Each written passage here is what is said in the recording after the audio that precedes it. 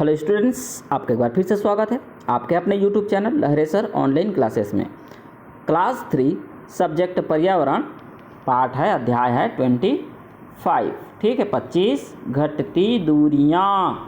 तो हम इस पाठ में देखेंगे, पाठ है, फिर जोड़ी बनानी है और टेबल्स बनानी है, कुछ प्रश्नोत्तर हैं। चलिए पाठ को पढ़ लेते हैं पहले। तो घटती दूरियां, देखिए जो दूरी है हम लोग के बीच आपस में वो घटती हुई, घट रही है, कम होती जा रही है। तो कौन कौन सी दूरी है?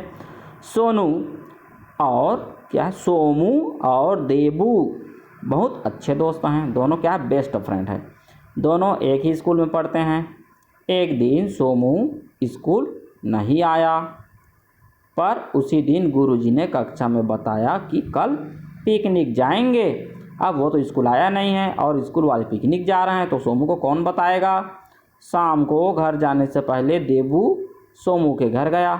अब जो है देबू उसका बेस्ट फ्रेंड है, इसलिए उसको बताने के लिए सोमू के घर चला गया और उसे पिकनिक जाने की सूचना दे दी कि हम लोग पिकनिक जा रहे हैं, ऐसा ऐसा है करके। तो अगले दिन गुरुजी ने सोमू से पूछा कि उसे कैसे पता चला कि आज पिकनिक जाएंगे, क्योंकि वो तो स्कूल आया नहीं था। तब उसने बताया कि देबू ने कल शाम को क्या किया था, उसके घर आया था और उसको बता दिया था, इसलिए वह भी आ गया। अब जो है तुम अपने दोस्तों को किन किन तरीके से सूचना देते हो, लिखो।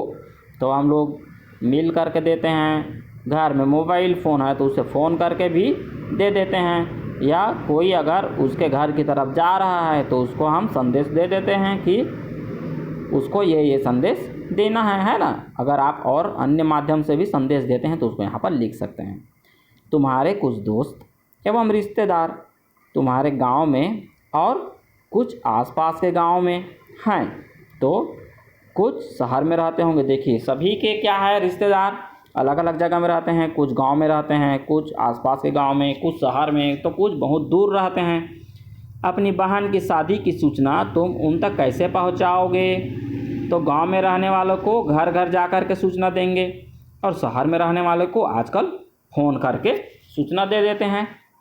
और पहले क्या करते थे, पहले चिट्ठी लिख करके सूचना दी जाती थी। तुम्हारे दोस्त और रिश्तेदार भी तुम्हें और तुम्हारे परिवार के लोगों को सूचनाएं भेजने के लिए इन्हीं साधनों को इस्तेमाल करते होंगे, है ना भाई। तो देखिए फ़ोन करते रहते हैं सुबह शाम और जानकारी देते रहते हैं आजकल। पहले तो कभी कभार ही फ़ोन करके सूचना दी जाती थी। दूसरी जगहों से मिलने वाली सूचनाएं हम कुछ लोगों की मदद के बिना प्राप्त नहीं कर सकते। इनमें से एक है डाकिया। जैसे कि कोई चिट्ठी है, हम चिट्ठी भेजते हैं तो चिट्ठी कहाँ जाता है? डाकिया के पास जाता है और वह उस व्यक्ति के घर तक जाकर के चिट्ठी को देता है। अपने गांव में आने वाले डाकिये से इन बातों का जानकारी प्राप्त करो। तो सभी के पोस्ट ऑफिस होता है, वहाँ एक डाकिया होता है जो चिट्ठी बांटता है। आप उनसे संपर्क करिए अपने अपने गांव के डाकिया से और इन सब का जानकारी उसको भरिए।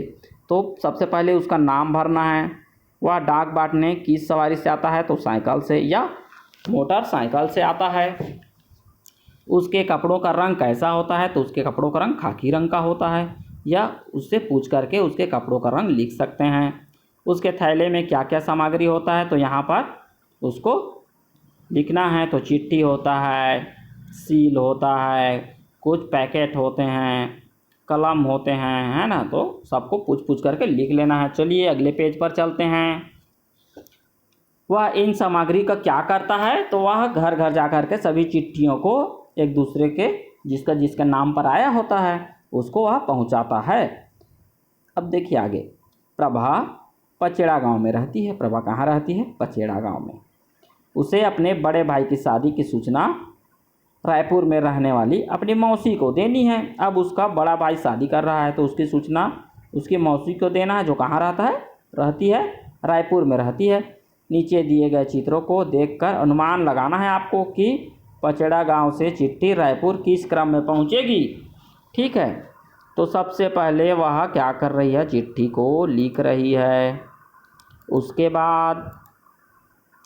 उसके बाद दूसरा नंबर में उसे चिट्ठी को पोस्ट ऑफिस में डालना है। फिर तीसरे क्रम में पोस्ट ऑफिस उस चिट्ठी को निकाल करके उसको पत्र को देखेगा और उसको क्रम से जमाएगा। उसके बाद उस चिट्ठी का विवरण लिखा जाता है।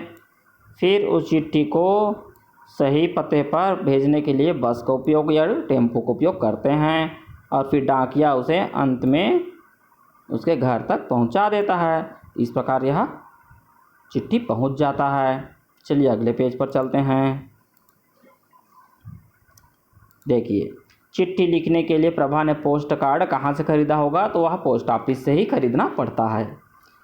डाकघर जाकर नीचे लिखे वस्तुओं का उपयोग और मूल्य पता करो। पोस्ट कार्ड कितने रुपए का होता है, लिफाफा, अंतर्देशीय पत्र और टिकट। तो आपको इस सब के लिए जाकर के पोस्ट ऑफिस से पता करना होता है। ठीक है, तो पोस्ट कार्ड क्या उपयोग करते हैं, चिट्ठी लिखते हैं, यह खुला होता है। इसमें सारी जानकारियाँ कोई भी पढ़ सकता है। यह सिर्फ जानकारी या सूचना प्रदान करने के लिए ही होता है। लिफाफा, यह लिफाफे का उपयोग उसके अंदर में चिट्ठी डाल करके की जाती है और उसमें लिखी हुई कोई भी जानकारी या बातों को कोई पढ़ नहीं पाता है। सिर्फ वही व्यक्ति पढ़ सकता है जिसके नाम पर लिखा होता है और उसका मूल्य 1 रुपये या 2 रुपये रहता है। पोस्ट कार्ड का आजकल 50 पैसे या 1 रुपये कर दिया गया है। अंतर्देशीय पत्र, यह 5 रुपये तक होता है। यह बहुत दूर दूर तक भेजा जाता है। अंतर्देशीय पत्र यह एक ही कागज़ का होता है, इसके अंदर में और चिट्ठी डाल नहीं सकते हैं और उसको चिपका दिया जाता है। टिकट को इन सभी में टिकट लगाया जाता है। पोस्ट कार्ड में टिकट की आवश्यकता नहीं होती, लेकिन इनमें लगाया जाता है। आजकल पोस्ट कार्ड में ऑलरेडी प्रिंटेड रहता है। चलिए कोशिश करते हैं हम आपको इनका चित्र दिखाने की। तो देखिए, ये होता है आपका पोस्ट कार्ड। यहाँ पर आप स्टाम्प या टिकट लगा सकते हैं, यह लगा हुआ मिलता है।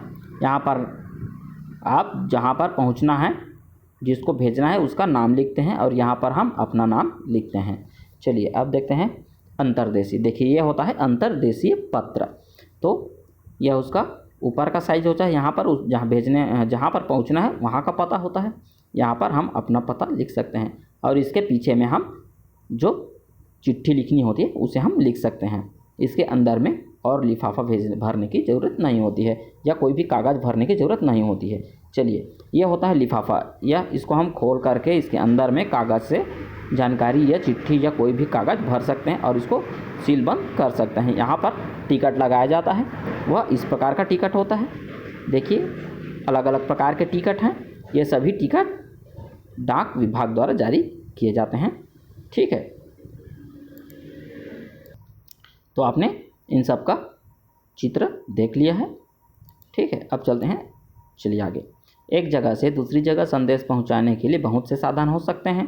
तो एक माध्यम ये चिट्ठियां हैं, जैसे कि पोस्ट कार्ड है। ठीक है, टेलीफोन, आजकल टेलीफोन बूथ में रहता है। मोबाइल है घर घर में। फैक्स मशीन, आजकल फैक्स मशीन से भी फैक्स कर सकते हैं। रेडियो है, टेलीविज़न है, समाचार पत्र आदि है। इन सभी क्या है, सूचना आदान प्रदान करने का साधन है। अपने आसपास के लोगों से बातचीत करो और पता करके लिखो कि उन्हें इन साधनों की कौन सी सूचनाएं और जानकारियां मिलती है। क्या आज भी कोई उन्हें पोस्ट कार्ड लिखता है? पूछ लीजिए। टेलीफोन से कोई फ़ोन करता है, रेडियो से कोई समाचार उनको प्राप्त होता है, टेलीविज़न से तो आजकल सभी रेडियो से सुनते हैं, टेलीविज़न भी सभी सुनते हैं, समाचार पत्र पढ़ते हैं। अगर उनके पास इन सभी के अलावा और कोई साधन है तो यहाँ पर आप उसको लिख सकते हैं। संदेश पहुँचाने के ये सभी साधन हमारे लिए क्या है, बहुत उपयोगी है। इनमें हमें घर बैठे ही अपने गांव, शहर, देश और विदेश की महत्वपूर्ण जानकारियाँ मिल जाती है। टेलीविज़न और रेडियो से हमें विदेशों की भी सूचनाएं प्राप्त होती है। वे साधन जिनसे हमें संदेश प्राप्त होते हैं या जिनसे हम अपना संदेश भेज सकते हैं, संचार के साधन कहलाते हैं। तो हमने क्या सीखा, संचार का साधन किसे कहते हैं? जो वे साधन हैं, संचार के साधन वे साधन होते हैं जिससे हमें संदेश प्राप्त होते हैं या हम भेज सकते हैं। चलिए अब देखिए हमने क्या सीखा। तुम्हारे घर एवं पड़ोस में साला में कौन सा समाचार पत्र आता है? तो अधिकतर दैनिक भास्कर, हरिभूमि, या आपके घर के पास और कोई समाचार माध्यम आता है तो आप उसका नाम यहाँ पर लिख सकते हैं। एक स्थान से दूसरे स्थान तक संदेश पहुँचाने के लिए डाकघर में क्या क्या सामग्री मिलती है, तो हमने पाठ में आपको बता दिया है, आप उन सब के नाम लिख सकते हैं। संचार के साधन किसे कहते हैं, तो अभी हमने बताया सूचनाओं को भेजने या प्राप्त करने के लिए जो साधन होते हैं उन्हें क्या कहते हैं, संचार के साधन कहते हैं। दूरदर्शन से हमें क्या क्या जानकारियाँ मिलती है, दूरदर्शन से हमें क्षेत्रीय समाचार, अपने राज्य, देश और विदेश के भी समाचार या जानकारियाँ प्राप्त होती है। यह एक इंटरटेनमेंट चैनल भी है जिससे हमें मनोरंजन की भी जानकारियाँ प्राप्त होती है। एक शहर से दूसरे शहर तक संदेश पहुंचाने के लिए हम किन साधनों का उपयोग करते हैं, हम मोबाइल, टेलीफोन, फैक्स आदि चीज़ों का उपयोग करते हैं। संदेश पहुंचाने के साधनों का हमारे पास क्या क्या उपयोग है, इन साधनों से हम एक ही स्थान पर रह करके हम दूर तक जो भी संदेश होता है उसको हम क्या करते हैं, पहुंचा सकते हैं कम लागत में। ठीक है, अब अपने आसपास खोजना है। अपने आसपास पुराने अखबार एवं पत्रिकाओं से संचार के साधनों के चित्रों को काटकर अपनी कॉपी में चिपकाना है। ठीक है, तो ये काम आपको कर लेनी है। पुराने समय में संदेश को एक स्थान से दूसरे स्थान तक भेजने के लिए किन किन साधनों का प्रयोग होता था, बड़ों से पता करो। तो अधिकतर हम लोग क्या करते थे, चिट्ठी से इसका उपयोग करते थे, भेजते थे। ठीक है, तो आप पूछ करके भी इसको लिख सकते हैं। तो इसी के साथ हमारा यह पाठ भी समाप्त होता है। वीडियो पसंद आए तो लाइक करें, कमेंट करें, अपने दोस्तों के साथ शेयर कीजिए और चैनल को सब्सक्राइब करें ताकि वीडियो का जो भी नया वीडियो हो उसका पहला वीडियो आप तक सबसे पहले पहुंचे। तो अभ्यास करते रहिए। Okay students, bye.